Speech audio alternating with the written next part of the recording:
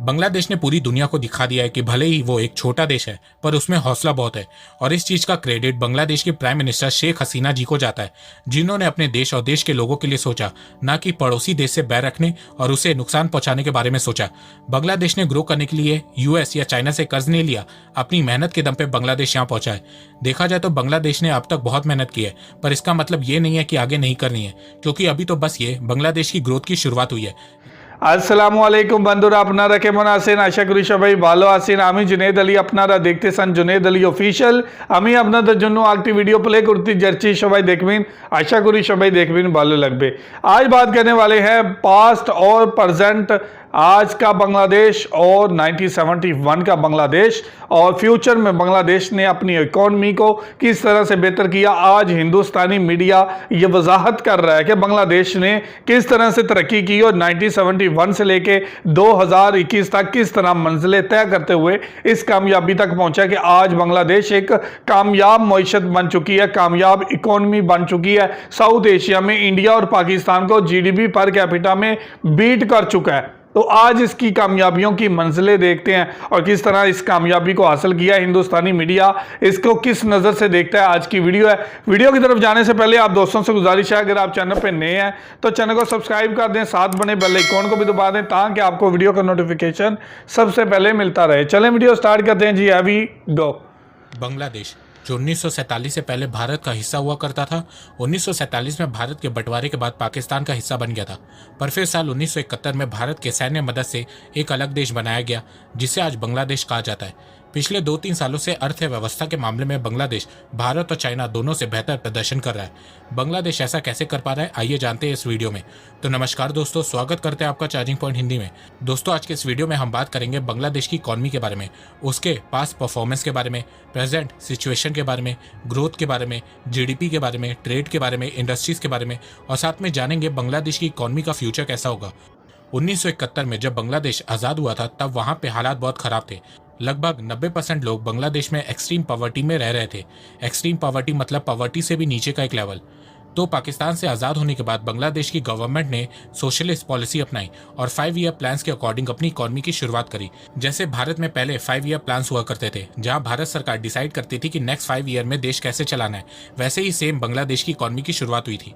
बांग्लादेश ने भी शुरुआत में वही गलती की जो भारत ने की, इकॉनमी के लिए सोशलिस्ट पॉलिसी अपनाई। पर फिर 1975 में बांग्लादेश को रियलाइज हुआ कि वो इस तरह से ग्रो नहीं कर पाएगा, तो बांग्लादेश की सरकार ने बहुत सी स्टेट ओन्ड कंपनीज को प्राइवेटाइज करना स्टार्ट किया।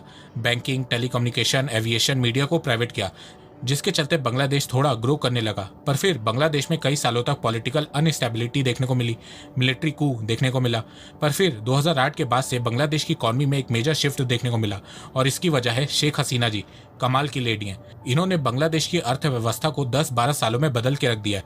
इन्होंने बांग्लादेश की ग्रोथ को बढ़ाने के लिए एजुकेशन और इंडस्ट्रीज पे फोकस किया है। बांग्लादेश की अर्थव्यवस्था को एग्रीकल्चर सेक्टर से इंडस्ट्री सेक्टर की तरफ शिफ्ट किया। वुमेन और गर्ल्स की एजुकेशन के लिए स्कॉलरशिप लॉन्च किया, जिसके चलते बांग्लादेश की लेबर फोर्स में बांग्लादेशी औरतों का योगदान बहुत बढ़ गया। बांग्लादेश की लेबर फोर्स में वुमेन का पार्टिसिपेशन 37% है, वहीं भारत में वुमेन का पार्टिसिपेशन लेबर फोर्स में सिर्फ 21% है। यहाँ पे भारत को बांग्लादेश से सीखने की जरूरत है। प्रेजेंट सिनेरियो की बात करें तो बांग्लादेश की इकॉनमी मार्केट बेस इकॉनमी है। मार्केट बेस इकॉनमी का मतलब आपको जो बनाना है बनाओ, जैसे बनाना है बनाओ, जिसके लिए बनाना है बनाओ। गवर्नमेंट इंटरफियरेंस बहुत कम होगा। प्राइस, डिमांड, सप्लाई सब प्राइवेट कंपनीज तय करती हैं और इनका मेन मोटिव ज़्यादा से ज़्यादा प्रॉफिट कमाना होता है। Bangladesh world's 8 most populous country है। लगभग 16 करोड़ 65 लाख लोग बांग्लादेश में रहते हैं। बांग्लादेश ने 2019 में ही पाकिस्तान को इकॉनमी के मामले में पीछे छोड़ दिया था, और आज 2021 में बांग्लादेश की नॉमिनल जीडीपी $352 बिलियन है। बांग्लादेश की इकॉनमी में रैंक 41 है। कुछ जगह पे आपको 37 रैंक दिख रही होगी, तो मैं आपको बता दूं कि वो इस साल के एंड तक की प्रेडिक्शन की गई है। अभी इस समय IMF के हिसाब से बांग्लादेश वर्ल्ड की 41 लार्जेस्ट इकॉनमी है। PPP परचेजिंग पावर पैरिटी के हिसाब से बांग्लादेश की जीडीपी $966 बिलियन है और इसकी रैंक 31 है। जीडीपी ग्रोथ रेट की बात करें तो पैंडेमिक के समय में भी बांग्लादेश की ग्रोथ रेट पॉजिटिव में थी और एशियन रीजन में नंबर 1 थी। 2020 में बांग्लादेश की ग्रोथ रेट 3.8% थी, वहीं चाइना की 2.3% और भारत की -7.3% थी। 2021 में बांग्लादेश की ग्रोथ रेट 5% प्रेडिक्ट की गई है और ये प्रेडिक्शन वर्ल्ड बैंक ने की है। 2021 के बाद से बांग्लादेश की ग्रोथ रेट वापस से 7% पे आ जाएगी। जीडीपी पर कैपिटा की बात करें तो इस साल इसमें बहुत उलटफेर देखने को मिला है। बांग्लादेश ने इस साल भारत को पर कैपिटा के मामले में हरा दिया है। 2021 में बांग्लादेश की पर कैपिटा $2227 है, जो पिछले साल के मुकाबले 9% बढ़ी है। वहीं पैंडेमिक के चलते भारत की पर कैपिटा 10% गिरी है। 2021 में गिर के $1947 हो गई है। भारत की पर कैपिटा बांग्लादेश की पर कैपिटा से $280 कम हो गई है। पर अकॉर्डिंग टू IMF अगर ये पैंडेमिक ना आया होता तो बांग्लादेश की पर कैपिटा भारत की पर कैपिटा से 2025 में आगे होती। पर पैंडेमिक ने बांग्लादेश का काम आसान कर दिया। वहीं अगर आप बांग्लादेश को पाकिस्तान से कंपेयर करें तो 1971 में जब बांग्लादेश आज़ाद हुआ था तब पाकिस्तान बांग्लादेश से 70% रिच हुआ करता था। वहीं 2021 में बांग्लादेश पाकिस्तान से 45% ज़्यादा रिच है। कुछ इकोनॉमिस्ट का मानना है कि अगर बांग्लादेश ऐसे ही ग्रो करता रहा और पाकिस्तान की इकोनॉमी के हालात ऐसे ही बने रहे तो 2030 तक पाकिस्तान को बांग्लादेश से एड मांगना पड़ेगा। पर मैं आपको एक बात बता दूं कि पर कैपिटा को लेके बांग्लादेश इतना एक्साइटेड नजर नहीं आया है। वो इसलिए क्योंकि एक्सपर्ट का मानना है कि जिस देश की पॉपुलेशन कम होती है उस देश की पर कैपिटा बहुत जल्दी बढ़ती है और जिस देश की पॉपुलेशन ज्यादा होती है उस देश की पर कैपिटा बहुत धीरे धीरे बढ़ती है।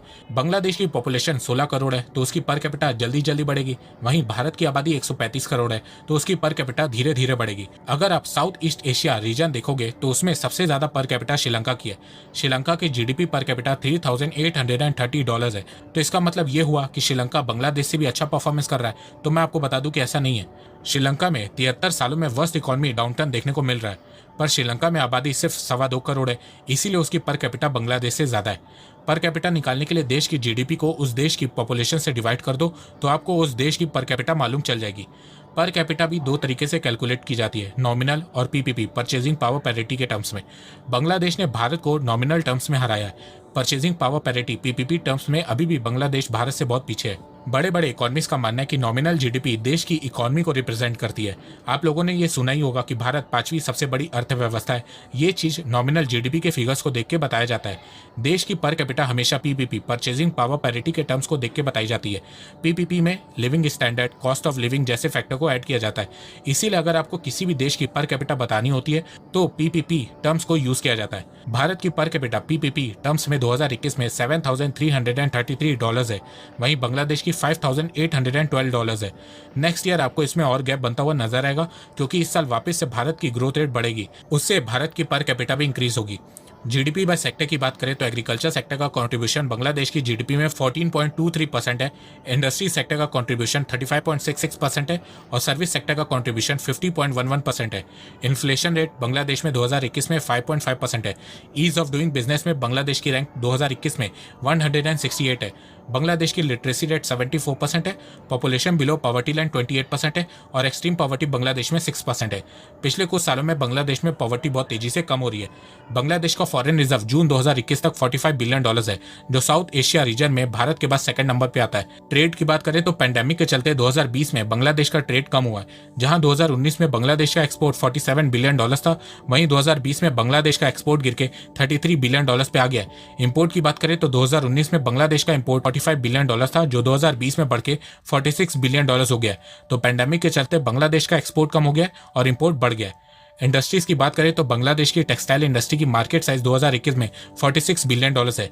जीडीपी पे कंट्रीब्यूशन 14% है। बांग्लादेश की टेक्सटाइल इंडस्ट्री में 10 मिलियन लोग काम करते हैं, जिसमें से 4.4 मिलियन लोग डायरेक्ट काम करते हैं। बांग्लादेश की एक्सपोर्ट की बैकबोन बांग्लादेश की टेक्सटाइल इंडस्ट्री है। बांग्लादेश के एक्सपोर्ट में बांग्लादेश की टेक्सटाइल इंडस्ट्री का कंट्रीब्यूशन 80 से 82% है।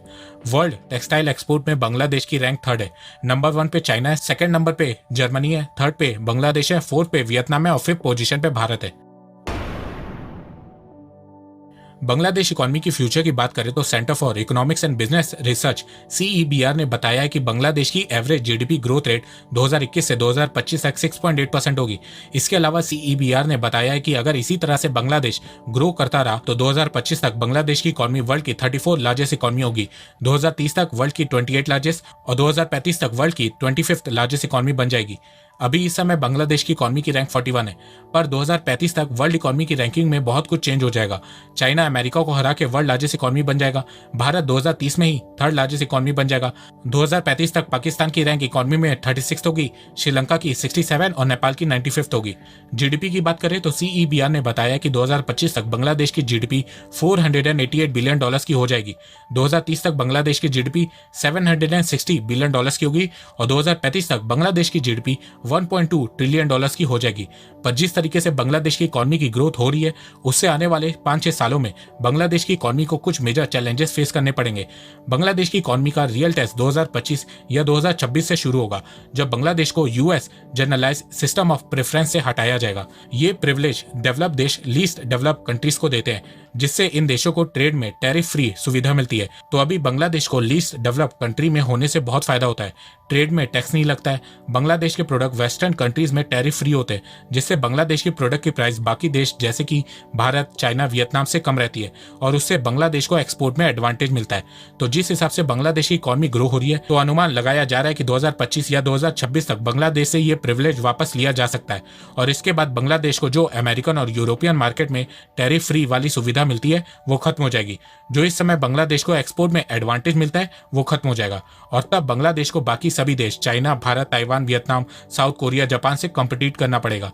इसके अलावा जैसे जैसे बांग्लादेश की इकोनॉमिक ग्रोथ बढ़ेगी, वैसे वैसे उसके यहाँ मैन्युफैक्चरिंग की कॉस्ट भी बढ़ेगी, ठीक वैसे ही जैसे बाकी देशों में बढ़ी है।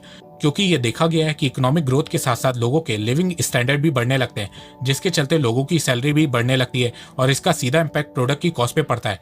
इसके अलावा बांग्लादेश को डिफरेंट सेक्टर पे भी फोकस करना होगा। सिर्फ टेक्सटाइल के भरोसे बांग्लादेश अपनी ये ग्रोथ फ्यूचर में मेंटेन नहीं कर पाएगा।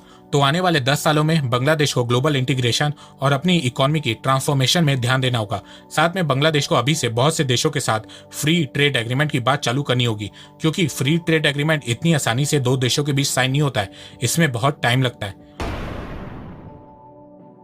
बांग्लादेश ने पूरी दुनिया को दिखा दिया है कि भले ही वो एक छोटा देश है, पर उसमें हौसला बहुत है और इस चीज का क्रेडिट बांग्लादेश की प्राइम मिनिस्टर शेख हसीना जी को जाता है, जिन्होंने अपने देश और देश के लोगों के लिए सोचा, ना कि पड़ोसी देश से बैर रखने और उसे नुकसान पहुंचाने के बारे में सोचा।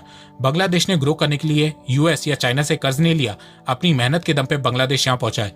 देखा जाए तो बांग्लादेश ने अब तक बहुत मेहनत की है, पर इसका मतलब ये नहीं है कि आगे नहीं करनी है, क्योंकि अभी तो बस ये बांग्लादेश की ग्रोथ की शुरुआत हुई है। यहाँ से बांग्लादेश को और आगे जाना है, पर कुछ चीजों पे बांग्लादेश की गवर्नमेंट को ध्यान देना होगा, जैसे कि सिर्फ टेक्सटाइल इंडस्ट्री पे डिपेंड ना हो, पॉवर्टी को कम करना होगा, साइंस एंड टेक्नोलॉजी पे ध्यान देना होगा, फॉरेन रिलेशंस को ठीक रखना होगा और सबसे बड़ी बात पॉपुलेशन जनसंख्या पे कंट्रोल करना होगा और बांग्लादेश के लोगों को एक अच्छी सरकार को बनाए रखना होगा जो देश की ग्रोथ की तरफ ज्यादा ध्यान दे, ना कि इस्लामिक कट्टरपन पे फोकस करे।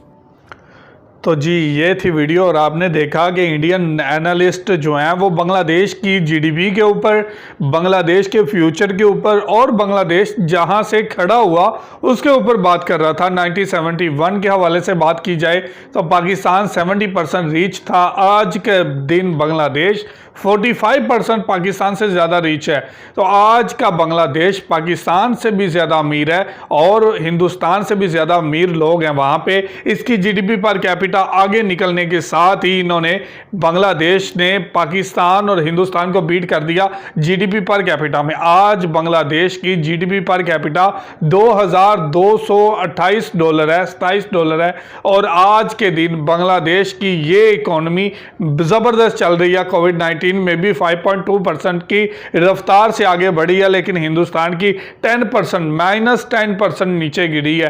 तो पाकिस्तान की बात करें तो पाकिस्तान की भी तकरीबन 1.22% ही ऊपर की तरफ आई है। तो ये है हिसाब और आज बांग्लादेश तरक्की की नई मंजिलें तय कर रहा है। आज हिंदुस्तान ने बांग्लादेश की मईशत के बारे में बहुत ही ज़बरदस्त हमें फैक्ट बताए हैं कि आज बांग्लादेश कितना ज़्यादा प्रोडक्ट कर रहा है, प्रोडक्शन कर रहा है जीडीपी के ऊपर। और आज हिंदुस्तान हमें बता रहा है कि बांग्लादेश कितनी ज़्यादा प्रोडक्शन कर रहा है अपनी गारमेंट्स की और दुनिया में अपनी मार्केटें खोल रहा है। तो ये थी आज की वीडियो। आप इस वीडियो के बारे में क्या राय रखते हैं, क्या कहना चाहते हैं, ज़रूर कमेंट करके हमें बताइएगा।